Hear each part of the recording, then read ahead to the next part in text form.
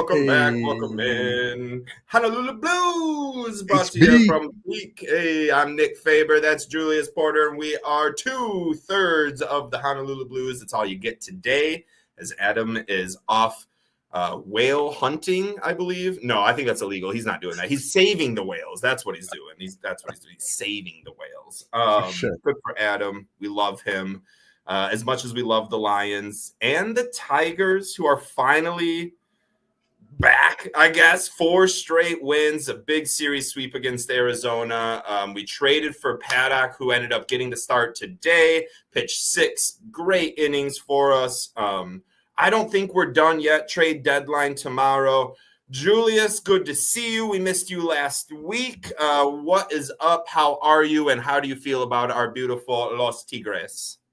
Good to see you, my man Nick. Shout out to my man Adam, not here. It's good to be back. I haven't been live on air with the Honolulu Blues in like 2 months. It's been a very eventful summer. Made my way over to Michigan, had amazing time, spent some of that with you guys. Now I'm back over in Germany, getting ready for the Lions season, and all is great. The Tigers, the Tigers we're starting to panic. I was starting to panic about the Tigers, to be honest. I was starting to avoid the Tigers. I was scared that the Tigers reverted to like 2 years ago Tigers. like bottom 5 offense, bottom 10 pitching Tigers, you know. However, the last few games and the trade for Paddock, the sweep against Arizona, it's reviled things. It's got things revamped. We're all excited again. I'm excited again. We really needed Paddock. I don't know if Carpenter's return, you know, he's been hitting well since he got back. I don't know if that might, you know, give the front office any ideas that we might not need an extra bat, which I believe we do, and I believe the majority of the majority of Tigers fans out there believe that as well. So I think we need another bat. I think we go for it. Trade deadline's not here yet. Still some time. Love the Paddock trade. It's crazy we had such a huge division lead where we can just go on that kind of slump and still be ahead of things. Feels great. It does feel great. Honestly, the Tigers right now are looking like they're back. Like I was saying, for that stretch there, it was tough, man. I posted a solid meme where it was like the dude holding the girl's, you know, his girlfriend's hand and then looking back at the other girl, and it was the Tigers as a girlfriend and the Lions walking past. I was like, I'm getting about done with Tiger season. I was very interested. That's all I wanted. But now the Lions are here. The Tigers are slumping. It's like, let's get back into football mode. But Tigers just yanked me right. They lassoed me in, yanked me right back. I'm not out yet. I'm not out yet. Like you said, Carpenter coming back is a huge resurgence to this offense. Even like Ibanez coming back, it's been really fun to see again. This is the kind of Tigers that we were seeing before Veerling and Parker Meadows came up, before Carpenter's injury. But I think I don't think adding those 2 bats helped our offense out. In fact, I think it hurt us. And I think we're getting back to like boys just doing their job and not having any expectations, even though there's the utmost expectations with this team. So I'm happy to see where we're going. I absolutely think we still need to make moves. That is including, I think we could add a hitter and an arm still, but I cannot give up any of our top 5 prospects. And the guys that are being offered, that are being on the trading block, that we could get, that could really substantially improve our team, you're having to get rid of one of your top 5 prospects. And I'm just not here for that. So we'll see how it goes. The Tigers, they're back 4 games in a row. I don't know. Maybe we play tomorrow. I haven't checked the schedule to see if we play tomorrow. Not sure. Me neither. But you know what is tomorrow? And you know who does play tomorrow? I lost my flag. Detroit Lions. The Lions play live football tomorrow. 8 p.m. Eastern Standard Time. They will be sending out some sort of squad to play the Los Angeles Chargers in the annual Hall of Fame game. There is a slight rainstorm in the forecast. We know we've seen Hall of Fame games get canceled before because of lightning and thunderstorms. So we're hoping that the weather gods give us this game. But we're here. The Lions are here. And you know what my thought real quick before we like kind of dive into this game? People are like, what? You're going to dive into this Hall of Fame game? You know it, dude. We're talking about the guys on the roster from 70 to 90. You know, these guys might not be on the team, but there could be some practice squad guys. We're going to talk about them. Sure. But you know why I think we're in the Hall of Fame game? Because we don't have any Hall of Famers going in, right? This is the Chargers Hall of Fame. That I think Antonio Gates is going in or something. Mm-hmm. That's right. So, but I think because the Hall of Fame game is never watched, I think a lot of people tune in for the first quarter, realize that they're watching four stringers and turn it off, and like six people might finish the entire game. Right. However, what team does everyone want to watch no matter what? It's the Detroit Lions, who sell out, who are the most viewed team on Netflix, on Apple, on Amazon, on TV, on Fox, on CBS, on ESPN. It does not matter. Everyone watches the Lions. I think that's why the NFL was like, I understand still we're not going to get a lot of people to watch this game, but if we put the Lions on, and we know the city of Detroit's going to at least watch the first half, and that'll be more viewers than we've ever got for this Hall of Fame game. So that's just a quick theory on why we're playing. I like that, Nick. I like that. I'm glad you like that. That's just something I've been thinking about. I can see this game becoming the highest rated Hall of Fame game of all time because of the Lions. That's so true. We are going to have to look that up. We are going to have to make sure we come back to that. We're going to circle back to that to see if we break the record for most viewed Hall of Fame game, then we are America's team. Like I already say we are, but like that solidifies it. You know what I mean?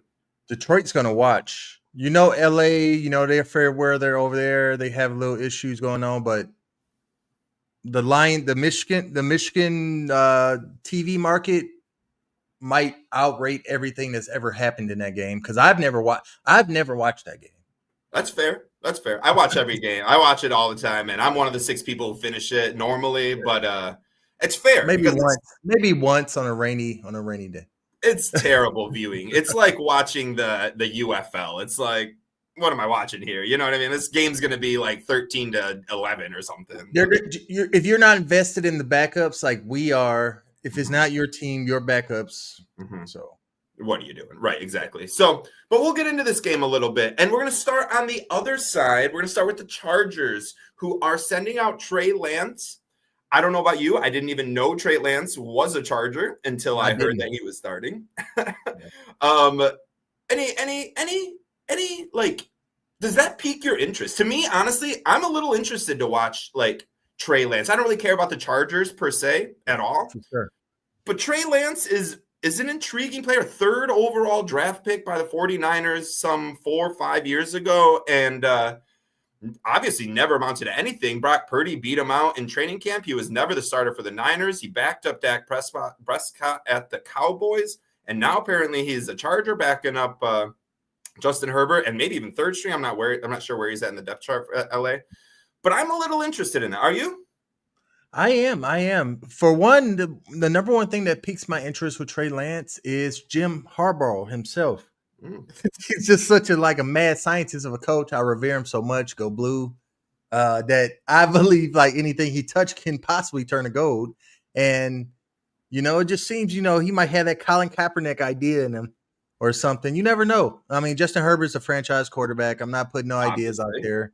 But it's Jim Harbaugh, ladies and gentlemen. This is a former number 3 overall pick. And you're right, Nick. He's not the solidified backup. They have Taylor Heineke over there with the Chargers, who we will also see.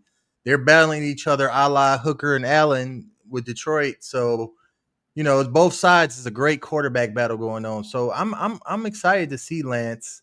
It's definitely his last chance because, like you said, last I checked, he was a Cowboy. Then he wasn't. All of a sudden, he's a Charger. Yeah. What up, Justin? Good to see you in the chat, as always. Appreciate everyone watching. Make sure you throw any thoughts, comments, and concerns into the chat. We'll make sure we get them up on screen. I actually, the way you brought up Kaepernick, and like Alex Smith was the number 1 draft pick. Like he was their dude. Kaepernick did not get drafted by that team to take over and be the quarterback. It wasn't until Alex Smith got injured did we start to see Kaepernick kind of strive through that. That's interesting. That's something just to kind of keep an eye on. It's very far-fetched. Obviously, it's Herbert's team, but if any injuries happen, it'll be interesting to see what Harbaugh is able to do with Trey Lance, possibly like he was able to do with Colin Kaepernick. And then I really like that you brought up Jim Harbaugh, because I did just want to touch base on Jim Harbaugh. We love him. Like, I'm not a Michigan fan, Michigan State fan, but just Michigan in general, like the whole state loves him, dude. He's weird. He's kooky. He's crazy. He's gone now. We miss him. Do you think I don't know. Do you think Jim Harbaugh is a Lions fan or no?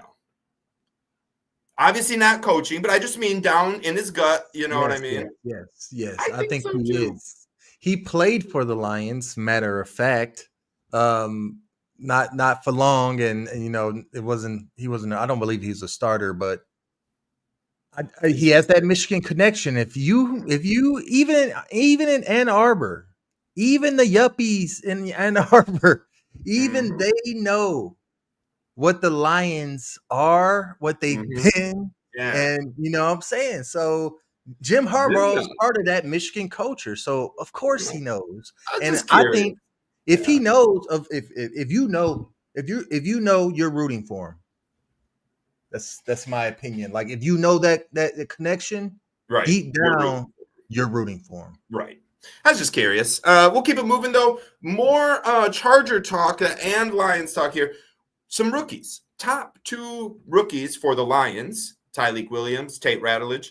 They are not playing. They are not going to play the Hall of Fame game, which is fine. We know Tyleik's coming back from a little minor injury. Tate's still learning where he needs to be. It looks like he'll be more of a right guard. But on the flip side, the Chargers are sending running back, which is like the scariest position to send out in preseason, Omarion Hampton, and wide receiver Trey Harris, their first 2 picks out there. Do you think that's because Jim Harbaugh wants to win this game? Or are you like, why do you think they're playing their first 2 starters in this like game that's like a scrimmage? Like, this isn't a preseason game. This is a scrimmage. I am expecting nothing but 4th and 5th stringers. Like, I don't even know if Hendon Hooker plays this game. Me and Adam talked about it, and we're going to talk a little bit about it. But, like, do you think that's a little weird or no? Well, the Lions and the Chargers are at different junctures of life. Okay? The Lions are standing at Pride Rock, ready to ascend. The Chargers, I mean, I'm not really a Chargers fan. I don't really keep up with them, but of course, as an NFL guy, I know what's going on. They're inconsistent. They have not lived up to expectations with Justin Herbert in the last 5-6 years. They had him. They had Keenan Allen, couldn't do much with him. A bunch of playoff disappointment. Bunch of coaches in and out. Finally got Harbaugh there trying to get stability. And so I remember last year before that, Dan Campbell was playing Gibbs. He was playing St. Brown first preseason game, because we weren't at the level we are now where we can rest our main players because we understand that injuries can end it all. So the Chargers, they're still trying to get to that point where they have that fear. Right now, they're trying to find players who will let them get to that point. So it's just different junctures of life we live in. It's a great way to put that. It really, really, really, really is. I do not love the idea from Jim Harbaugh to play your 2 first rookies in this game, even if it's just for a series.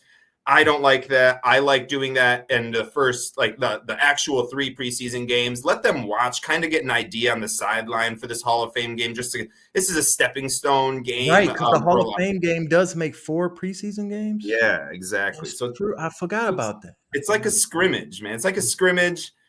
I don't know. I don't know, but I'm not Jim Harbaugh. I don't have a college natty, so what am I to say? Who am I to say? Another thing we're going to notice that's a little bit different, and we're going to notice it in the Hall of Fame game, but this isn't just for the Hall of Fame game. This is for every game moving forward the entire season. John Morton, our new offensive coordinator, we got to make sure we really get to know this guy, but it's going to be hard to do because he is not going to be on the sideline with Dan Campbell like Ben Johnson was. He's going to be upstairs in the coach's box. We've seen many offensive coordinators do this. I think the main one that sticks out to me was the dude for the Buffalo Bills who had just like a freak out upstairs in the coach's box and just like was throwing stuff and rampaging. That's kind of what I think of, but a lot of coordinators do this. Ben Johnson didn't do this. I cannot remember if Anthony Lynn did this in the first year with the first few games with Dan Campbell while he was the OC. But what are your thoughts on this? Obviously, it's not dire, but I'm just curious. Do you have any thoughts at all? So, as far as all the reports I've been getting about John Morton is he sleeps very little because he dedicates himself so much to the offense. So, and I'm gonna be honest with you and all the listeners on here right now. Ben Johnson on the sidelines, I can't tell you that had any effect. Sure. I can't. Maybe Goff liked to look over his shoulder and see him. I'm sure him and John Morton got that hammered out if that's really the case. Like, oh, I like to see you over my shoulder. I'm sure John Morton would be on the sideline, but that doesn't seem to be the case. So with the dedication that I'm hearing about John Morton and the offense set as it is, it's an experienced offense, probably the most experienced, well-oiled offense outside the two new offensive linemen we have. You leave them to their vices. I understand. I have no worry about this. And like I said, I can remember Ben Johnson on the sideline screaming like he's already head coach and stuff like that. I don't know if that had any effect, zero effect on the game at all. So we'll see where this goes. Got you. So I like when my coordinator's out on the field. For some reason, I feel like you get a little bit more of a feeling. Not to say, and I don't know, I'm not a coordinator, so I don't know if this is true or not, but from an outside perspective, I look at it and I kind of think you just get a little bit more of a feeling. You can hear a little bit more mumbles as people walk by. Things you can read body languages a little bit more for your players. And like this post here said, he trusts his position coaches. That's fantastic because I do too. I love me some Montgomery. I love Tashad Choice. I love Hank Fraley. We know that. The thought, though, is to me, you're isolated from the game. Now, you're seeing it from a blimp view. You can see different things, different coverages and stuff like that from the blimp view. I get that. I get why coaches coach from the coaches box. Just the little personal bias. I kind of like when my coordinators are right out there and can feel it, and there's no mic miscommunication between Dan Campbell and the coordinator. They can talk with each other. They're if it's loud or if there's some mic static or something like that. It's very far and few in between, but it has happened. So it's those are the kind of things that I just think about. Again, this is just a personal take, so we'll see how it all goes. I have the utmost faith in John Morton and this Detroit Lions offense, but just wanted to point it out. It's something new, something we haven't seen in a while. We're going to jump over to our peak performers to watch. We have 10 names of guys that you should be keeping an eye on and keeping an ear out for during this Hall of Fame game. These are not throughout the entire season or anything of that nature, but these are guys to pay attention to at this game if they play. And then to see just, what kind of impact they go. We'll go one by one. We don't have much. We're not going to dive too much on all the people, but we'll talk a little bit about them. You want to start us off, Julius?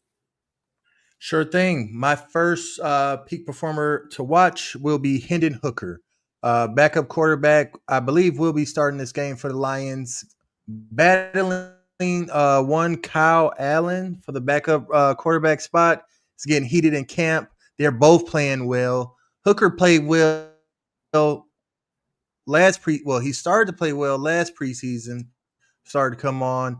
We'll see if he carries it over this preseason.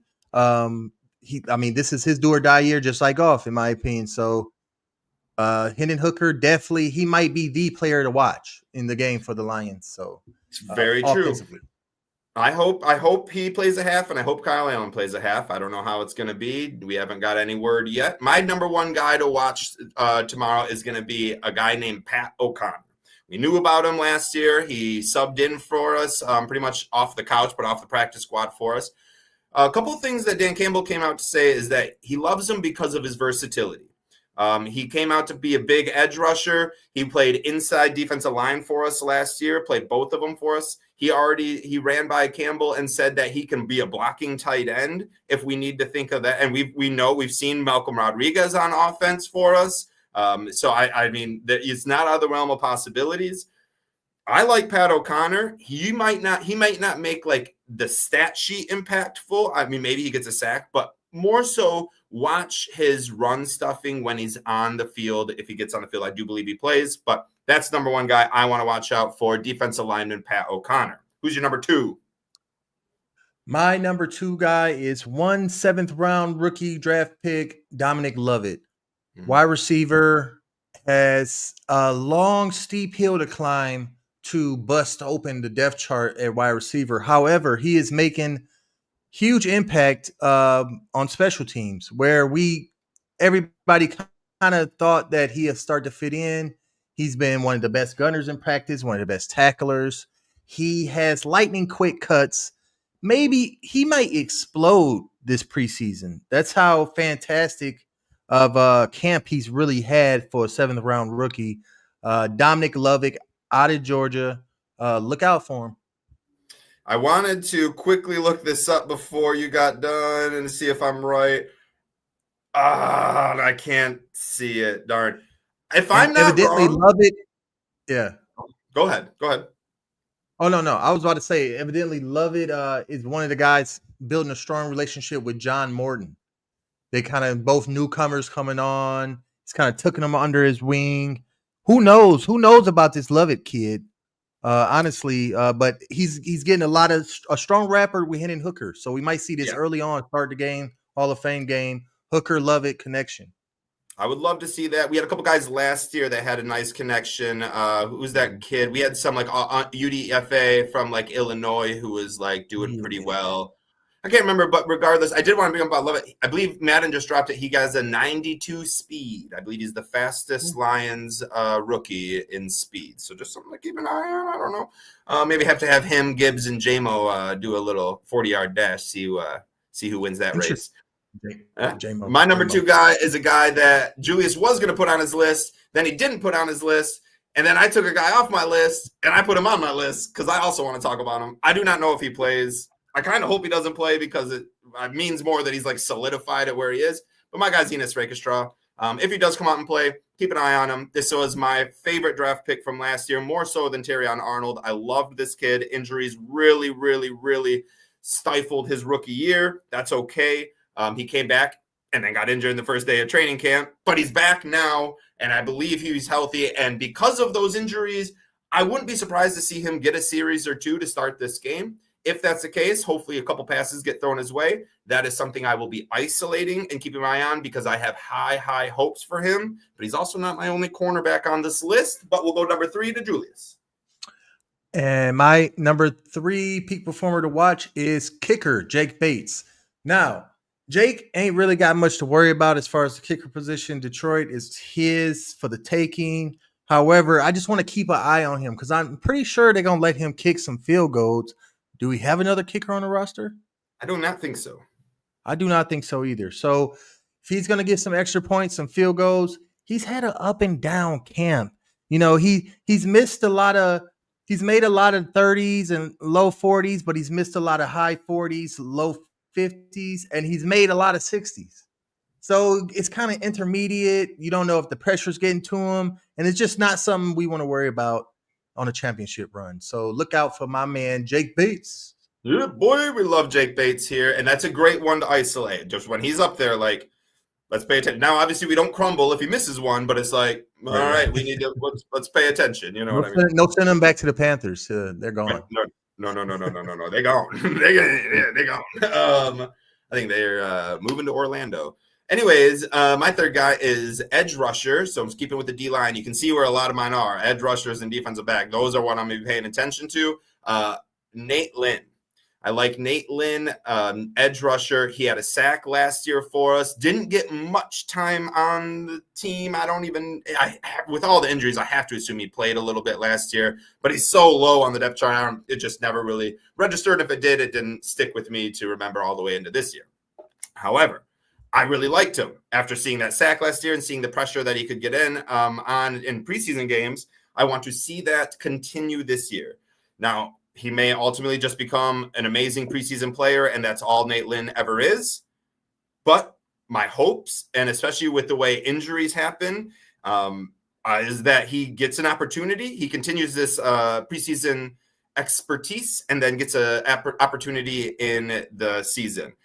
However, he will not get that opportunity if he does not win a 53-man roster spot or at least solidify a practice squad spot. So I'm going to see what he does. I will try to isolate him to see what he does on run games and pass. I was going to say pass protection, but that's not right. And rushing the passer. So my number 3 guy is edge rusher Nate Lynn. Number 4, Julius. Number 4, Ahmad Hutchinson. I believe that's how you say his name. That's what I've been saying. 6th round rookie edge out of Boise State.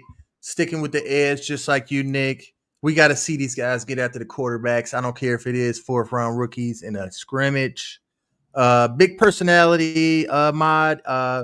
Evidently, he's been practically miming emulation, Aiden Hutchinson. So, they're built the same way. They're, hopefully they're wired the same way. We'll see how that works out for him. It's a great guy to try to emulate. I mean, he's pretty much a Hall of Fame bound young player we have. He's got a little rivalry in camp going with Giovanni Manu, and evidently he's been winning 50-50. It's been like a 50-50 battle. So Ahmad Hassanin, I think he's a great guy to watch. It'd be a great story if he just goes off in the first preseason game, Hall of Fame. Oh, amen, dude. And he's got a lot of hype.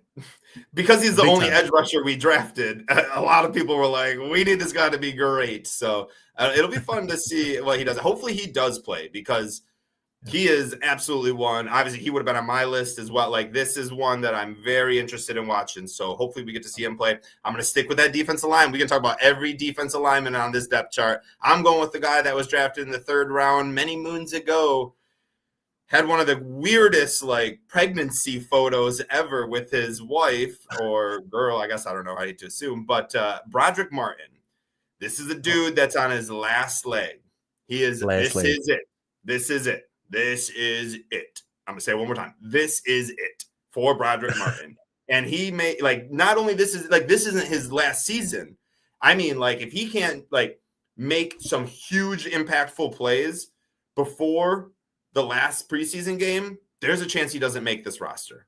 And that stinks because, I don't want any of Brad Holmes' draft picks to not be on our roster. I think he's the best drafter there is in the entire NFL.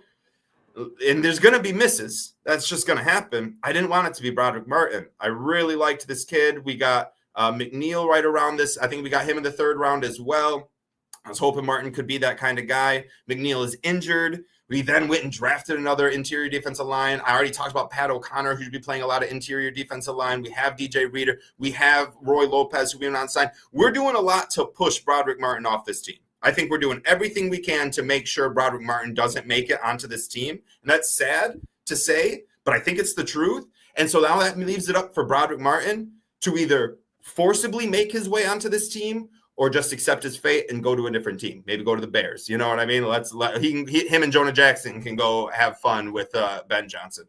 So I'm very, very interested in Broderick Martin. I will be shocked if he does not play in tomorrow's game because he needs all the reps he can get. We've already heard him and Manu getting feisty with each other in camp. And so hopefully the dog's coming out of him and we get to see an amazing Levi Onzo or Ife Melifonwu year 4. You know what I mean? That's I think that's the ceiling for him is to have an outbreak if he did in his second to last year with the Lions. That's a great comparison, Nick. That if he had that 3rd year out of nowhere after a bunch of injuries and nothingness impact, that'd be great. Yeah. We're hoping for it. We're going to watch him in Thursday's game. We'll see. We got one more guy to talk about. Who you got, Julius? My last peak performer to spotlight and watch in this Hall of Fame game is none other than defensive back Eric Hallett. So many injuries. We don't want to talk about it. We don't want to think about it. We already seeing this last practice. I think Arnold was out. Mm-hmm. Kirby was out. Yep. Mm-hmm. He's gonna be out till Saturday, I think they said. Yeah. Just little nicks, hamstrings. So death matters. Matters. And Eric Hallett is one of those guys. You kind of hope he would show his versatility, be more of a special teams guy, but he's been showing up in coverage in camp. So not to take away from Rock Ya-Sin. Did you mention Rock Ya-Sin? He's my last guy. Nice little tease. Enes Wakestraw. That's your last guy. Got you. Yeah, There's yeah. guys, there's DBs just like edge, Mm-hmm. DBs and edge, just like you said. Those are the two positions. Eric Hallett, watch him on the field. Hopefully he makes an impact. Those are my peak performers to watch, brother. Oh, I love that. My last guy is who we just talked about, or who we just mentioned, Hutchinson, one of the coolest football names in the NFL. I got to see him up close and personal at the Senior Bowl many moons ago. It was very fun because of that. I'm a little biased for him. He didn't supersede like I wanted him to in Indy and wherever else he's gone since then, maybe if anywhere. But he's now a Detroit Lion, and I am ecstatic for it. This is a veteran.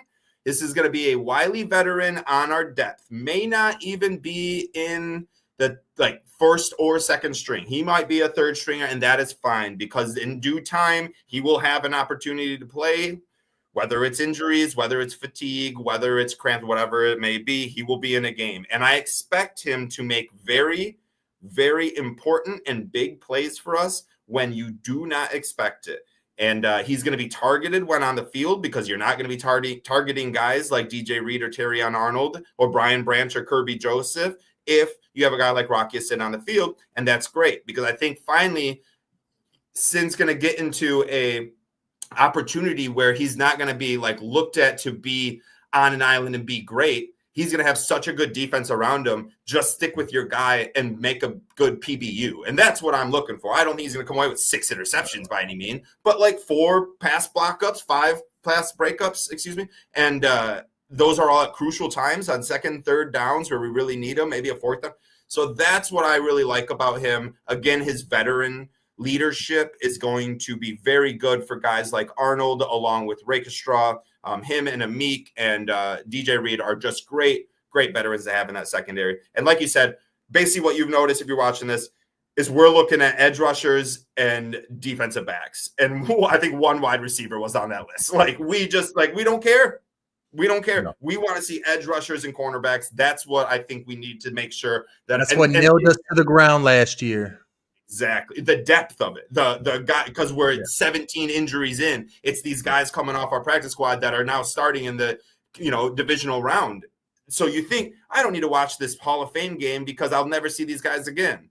Well, until you have 40 injuries and all of these guys playing in the Hall of Fame game are now your starting defense. So that's why I wanted to take such a long time, a whole half hour to just talk about this one game that, again, maybe 6 people finished watching. I recommend you doing it. Before we leave this game, this is fun that we did this all last year for all the regular season games. We kept score. We will be doing that again this year. But it's training camp, or it's preseason for everyone. So let's try to get our little our preseason. Let's get in the groove of this. We're going to pick the score prediction, an offensive MVP, and a defensive MVP. Once a player is picked, you cannot pick that same player. I'm going to write it down because, let's have fun. But Julius, while I'm grabbing my pen, what is the score?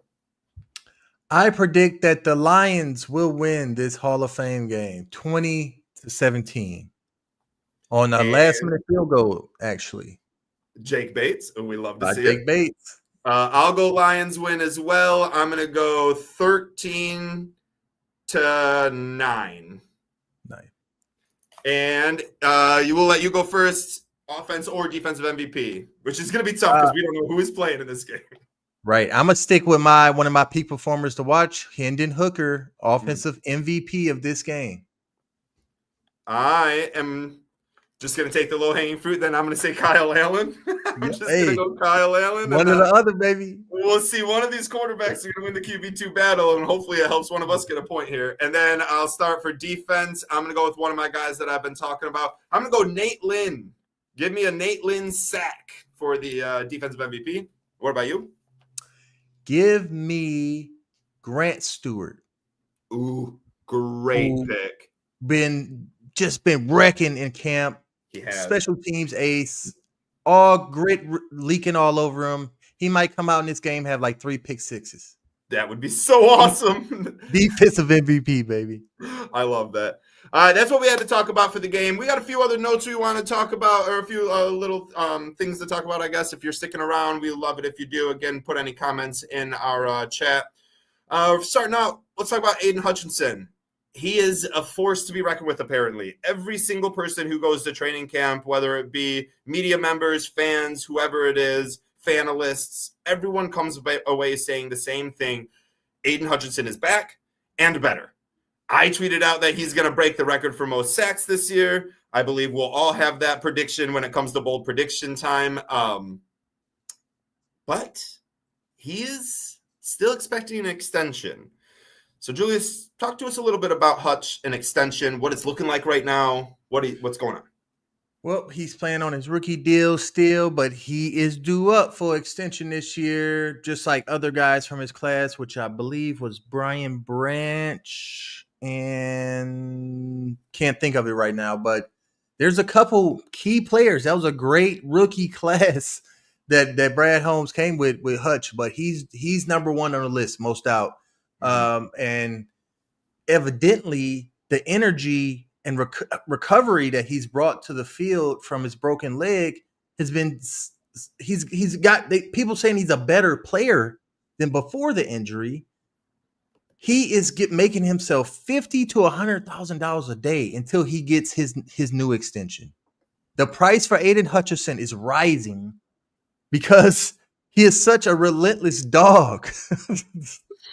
So, I mean, even off a broken leg, ladies and gentlemen, do not be surprised if any day now we get reports that Aiden Hutchinson is signing a max extension, second sophomore deal with the Detroit Lions, because we got to keep him here forever.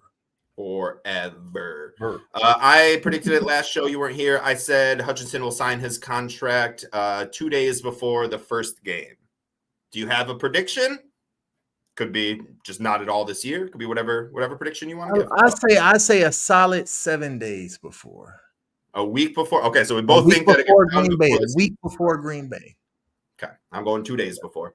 We'll move on real quick. Quarterback 2 battle. We've kind of talked about this, and obviously we've kind of talked about, but I just want to dive in a little bit deeper. So me and Adam and I got to really talk about this last week. We talked a bunch about it. Ultimately, I ended up saying that I believe Kyle Allen wins the quarterback 2 position, and Adam was thinking that Hendon Hooker would win it due to his running, I believe is what he was thinking. I thought Kyle Allen, better pocket passer, which is what Dan Campbell, I think, wants. I think he wants a guy who can do what he's told to do and not ad-lib too much and just read his I can't even think right now. And read his routes and read it and get it to the people. I can't talk. Julius, who do you think wins the QB2 and why? Get me out of here.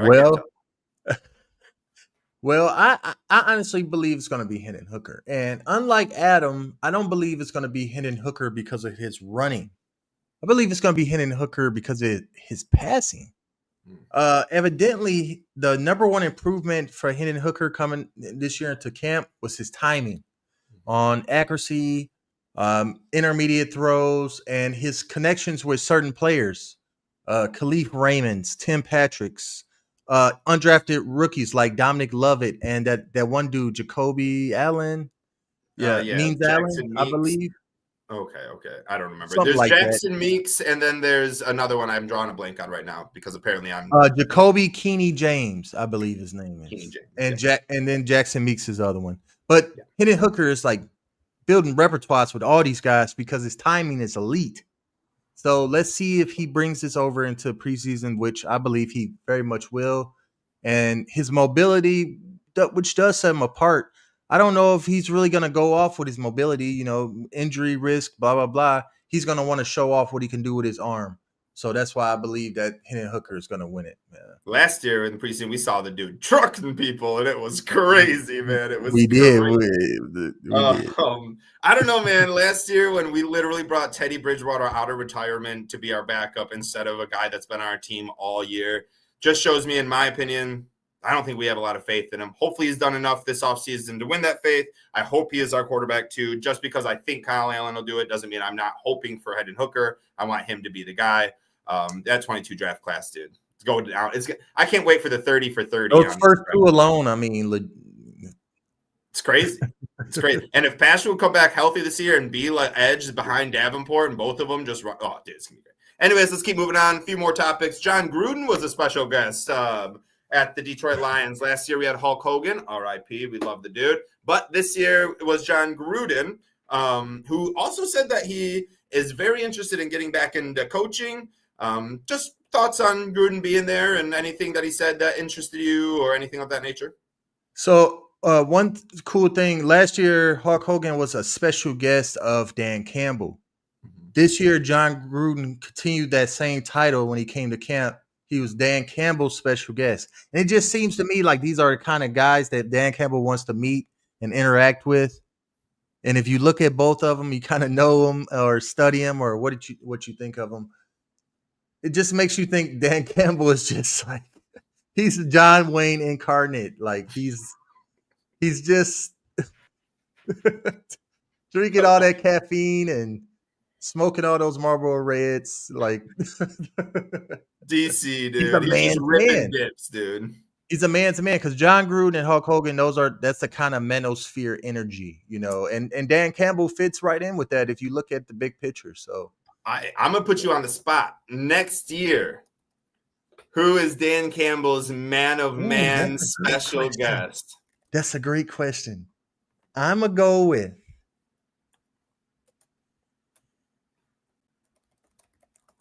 Is it? I was trying to think of a Detroit kind of relation too. I almost was thinking Tim Allen. He's kind of a man. Now, he's not like the Hulk Hogan man's man, but that's kind of hard on the spot question, Nick. It is a hard on the spot question. That is it's kind of hard. I had to think about that. Kid Rock, maybe something like that. Gross. I don't even know. Have Kid Rock been to the Lions camp? I don't think so. I don't know. Eminem has for sure, but Eminem. Oh yeah, he's a super fan. Yeah, did you see Eminem and Happy Gilmore too? By the way, I surely did. Have you watched it? Oh yeah. I just saw it. It was great. It's very funny. It's so nostalgic. Anyone who's like, this is a dumb movie, doesn't have a nostalgic bone in their body. Like, I don't know what to tell you. It's so good. They did a great job of intertwining the first Happy Gilmore with this one and bringing back scenes and stuff like that. And I loved it. It was very funny. And then Eminem, you have to wait till like pretty much the end to see him. But I know, right? Like I thought Eminem was in this, and not only that, but my other one of my favorite rapper, Kid Cudi, also made a cameo. He went in it to the very end when he came in with the cops. I was like, but yeah. I think there's like what, 60 cameos. 60. Dude. Yeah, that makes sense. That I got a lot of them, except like I don't know any rappers, so we're watching it, and my wife's like, "Oh, do you know who that is?" It's the waiter who becomes his, Bad Bunny, yeah, whoever that is. I was like, I do not know who that is, but he was so funny. He was like breadsticks. Anytime someone, he was the star of the movie. He was the star. He was the breakout star of the movie. Like I did not expect him. I did not expect him to like take over the movie in that way. Yeah, he was very funny. I agree. Naked Boban, yeah. I was looking up most manly men that we could maybe get. Here are the top 5. We'll see if any of these hit you, if they would be someone that you think Dan Campbell would bring. Dwayne "The Rock" Johnson, Hugh Jackman, Jason Momoa, Chris Hemsworth, and Bear Grylls. Any of those seem like guys that might come out to definitely all 5 in their own ways. Definitely. That's a great list right there. I take Bear Grylls. That'd be some shit right there. That would be some shit, dude. That would be some shit. I'll take Dwayne "The Rock" Johnson. I want to get him out and I want to compare him. I want him just to talk to the Lions, but what I want to do is just kind of look to see like who's bigger than I think they're pretty similar, just if I can guess.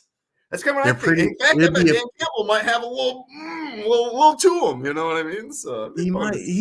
Yeah, DC don't play, bro. DC don't play. A couple more things real quick. Isaac T-Slaw gets a 68 Madden rating. Thoughts on it real quick? I hate that game. I fucking despise Madden, dog. That was such a dramatic. I'm gonna buy a copy of Madden this year and take a shit right on it. Here's an idea for someone we can bring in. Detroit rapper Big Sean. That would be Big Sean. That's Big Sean, right? Yeah. That'd be Big Sean. That'd be pretty lit. I also think he's an ambassador for the team as well. We love to see that. What? Shoot, never mind. I don't know anything about rap, so I'm not even going to try to say anything.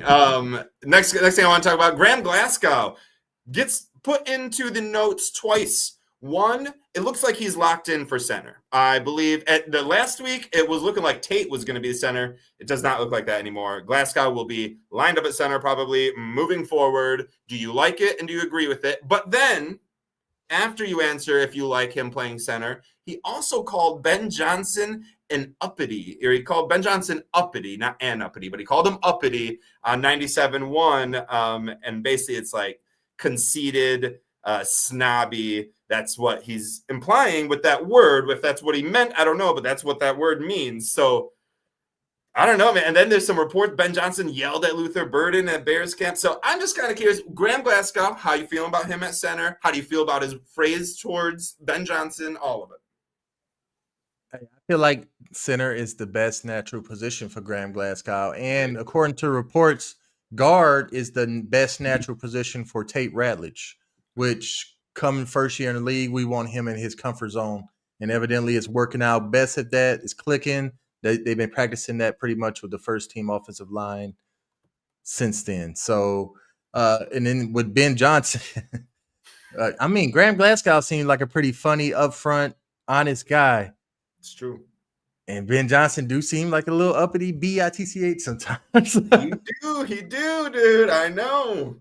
So it might be some water that holds with this comment. We'll see if the rivalry gets a little more heated, because Ben Johnson better not forget where he came from. Shoot, dude. He's going to be back here in a couple of years. I like this post right here from our man, Detroit Fan Man.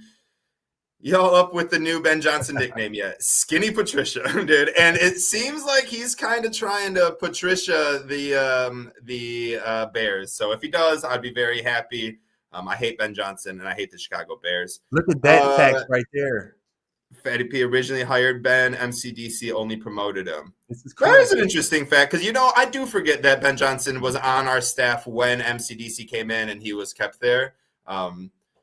And I don't want Ben Johnson to do that for the Bears. So hopefully Ben Johnson does not hire the up-and-coming, top offensive coordinator. Hopefully they all just suck and he doesn't know what he's doing.